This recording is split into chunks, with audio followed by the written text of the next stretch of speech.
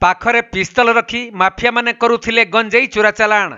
तेबे सुवर्णपुर जिला अबकारी विभाग सही गंजेई चोरा चालाण रुकिबारे सफल होइतबा बेले गोटिए कार सहित 50 केजी गंजेई और एक देसी पिस्तल को जबत करिसंती।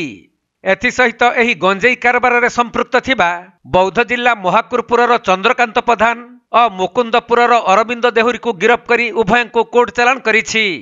तेबे एही दुई जन गंजेई बेपारी एक कार जुगे संबलपुर अंचल को गंजेई चोरा चालाण करुथिले।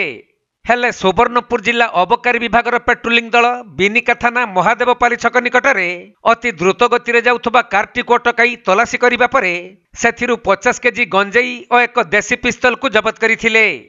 आज पूर्वाह्न 11:30 समय आमर सदर मोबाइल एवं रेंज स्टाफ मिलित भाव बिनिका थाना अंतर्गत महादेवपाली छक पाखे अबकारी पेट्रोलिंग करुवा समय आमर सन्देह गोटे कार यार रजिस्ट्रेशन नंबर है ओडी 15E8978 ताकू डिटेन कराला एवं तहिरो तलाश करने समय 50 किलो परिमाण गंजेई बरामद कर जबत कराला एवं ए संक्रांत में दुई जन व्यक्ति चंद्रकांत प्रधान एवं अरविंद देहुरी को अरेस्ट कराई से माने मुकुंदपुर और बौद्ध थाना बौद्ध जिला अंचलर एवं से माने गंजेई एटा बौद्ध अंचल संबलपुर अंचल को चोरा चालान करवा कथा स्वीकार कले एवं ए संक्रांत से पाखर गोटे कार 50 किलो गंजेई एवं गोटे पिस्तल बरामद कराई एवं उभय को आसंता काली कोर्ट चालान करा।